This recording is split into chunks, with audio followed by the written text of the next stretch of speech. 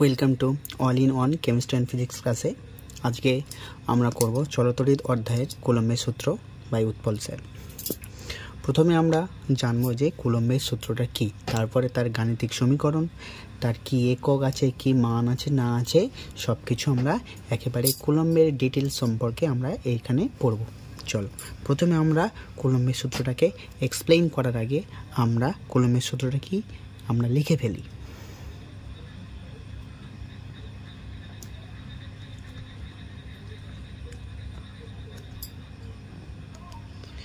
কুলম্বের সূত্রটা কি? দুটি স্থির বিন্দু আধানের মধ্যে আকর্ষণ বা বিকর্ষণ বল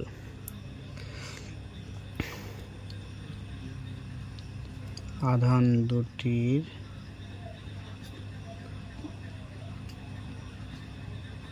গুণফলের সমানুপাতিক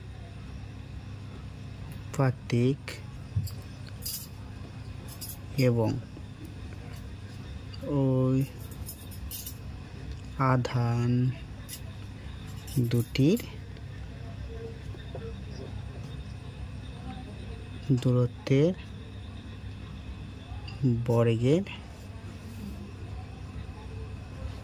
ব্যস্তানুপাতিক। এখন এই সূত্রটাকে যদি আমরা গাণিতিক সমীকরণ সহ ব্যাখ্যা করি, অর্থাৎ গাণিতিক সমীকরণ কি হবে? মনে করো এই দুটো বিন্দু আধান, এটা Q1, এটা Q2। এই বিন্দু আধান দুটির মধ্যে যদি দূরত্ব R হয় এবং এদের মধ্যে অর্থাৎ আধান দুটির মধ্যে যদি আকর্ষণ বা বিকর্ষণ বল যদি F হয়, এফটা কি তাহলে আকর্ষণ বা বিকর্ষণ বল যদি F হয়, তাহলে এই এফটা এই দুটো বিন্দু আধান অর্থাৎ Q1 আর Q2 গুণফল Q1 Q2 আধান দুটির গুণফলের কি সমানুপাতিক। তাহলে এটা কখন হবে? যখন স্থির। একইভাবে এটা কার সমানুপাতিক বলো? অর্থাৎ আকর্ষণ বা বিকর্ষণ বল, সেটা সমানুপাতিক এই দূরত্বের বর্গের ব্যস্তানুপাতিক। অর্থাৎ ব্যস্তানুপাতিক মানে একের নিচে লিখব R², যখন আধান দুটি Q1, Q2 স্থির। অর্থাৎ এই যে Q1 আর Q2, এই Q1 Q2 আধান দুটির গুণফলের সমানুপাতিক আর তাদের মধ্যে যে দূরত্ব আর সেই দূরত্বের ব্যস্তানুপাতিক। তাহলে এখানে বিন্দু আধান কেন বলছি? দেখো কুলম্বের সূত্রটা এই যে স্থির বিন্দু আধান আন্ডারলাইন করো, অর্থাৎ এটা কেবলমাত্র স্থির বিন্দু আধানের ক্ষেত্রে প্রযোজ্য। তাহলে মনে থাকবে কুলম্বের সূত্রটা কেবলমাত্র স্থির বিন্দু আধানের ক্ষেত্রে প্রযোজ্য। বলটা কীরকম হতে পারে? আকর্ষণ বল বা বিকর্ষণ বল। তাহলে দুটো কেস, এটা হচ্ছে 1 নম্বর কেস, হলো 2 নম্বর কেস। এখন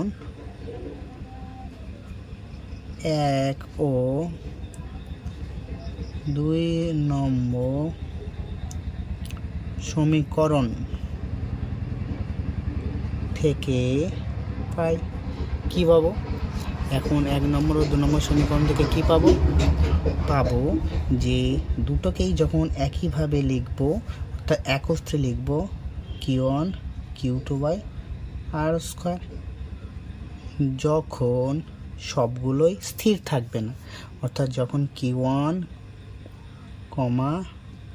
Q2 ও আর চলমান।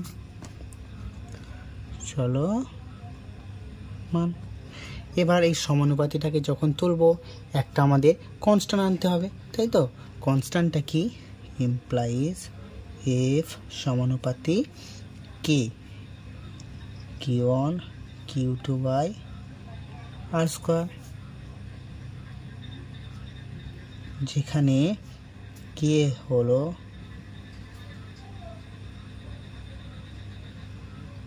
এক প্রকার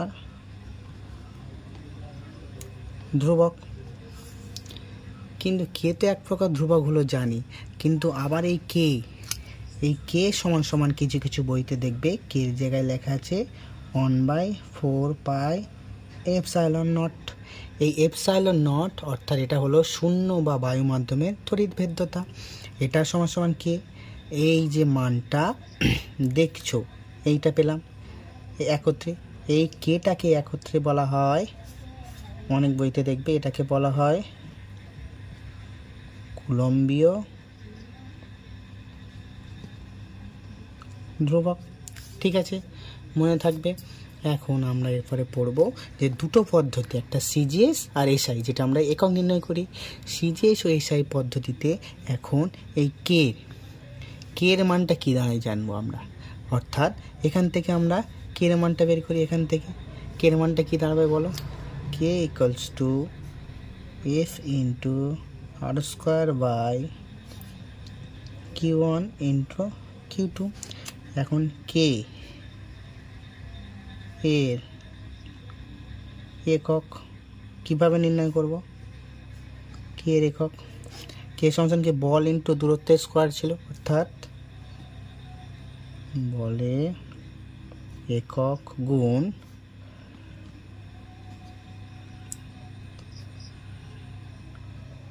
দূরত্বের একক তার স্কোয়ার। এটা তো ছিল, তার নিচে কী ছিল Q1 আর Q2, এটাও আধান এটাও আধান, দুটোই তো আধান। তার মানে অ্যাকচুয়ালি লিখতে পারি কি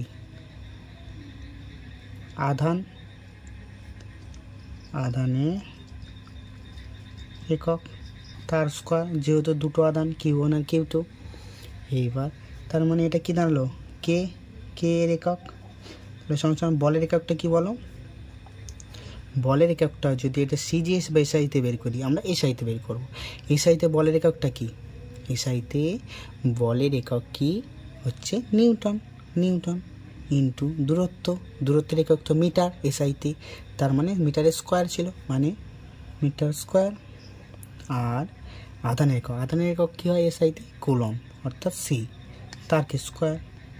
এটাকে যদি আমরা লিখি newton into metre square C square, অর্থাৎ সি ফর এখানে কুলম্ব, এটা যখন উপরে উঠে যাবে তখন কি হবে গুণ C⁻²। এটা তাহলে কি এর একক দাঁড়ালো। এখন সিজিএস পদ্ধতিতে, অর্থাৎ সিজিএস পদ্ধতিতে এফ সমান সমান Q1 Q2 by R square হয়। এখানে সিজিএস কে এর মান কত হবে, কে এর মান হবে 1 নম্বর। 2 নম্বর এসআই পদ্ধতিতে এফ সমান সমান হবে 9 × 10⁹ Q1 Q2 by R square. তাহলে যেখানে কেটা হবে 9 × 10⁹, আর এককটা আমরা বের করেছি কি, এককটা এক্ষুনি কী বের করেছি newton metre square coulomb inverse, মানে -2 নিউটন মিটার স্কোয়ার -2 হলো, বোঝা গিয়েছে। তাহলে এসআই পদ্ধতিতে সিজিএস পদ্ধতিতে কী পেলাম, কে এর মানটা এখানে, কে বলা হয় কুলম্বীয় ধ্রুবক, যেটা আমরা একটু আগেই করেছি কুলম্বীয় ধ্রুবক। তাহলে আমাদের কুলম্বের সূত্রটা মোটামুটি বোঝা গেল, যে বলটা হতে হবে আকর্ষণ বা বিকর্ষণ বল, সেই বলটা কার সমানুপাতিক, আধান দুটির গুণফলের সমানুপাতিক আর দূরত্বের বর্গের ব্যস্তানুপাতিক। তাহলে 1 ও 2 সমীকরণ থেকে দেখো পেয়েছি, এখান থেকে এটা পেয়েছিলাম, বক্স করে দেই, আবার সেখান থেকে আবার কে সমান সমান এটা পেয়েছি।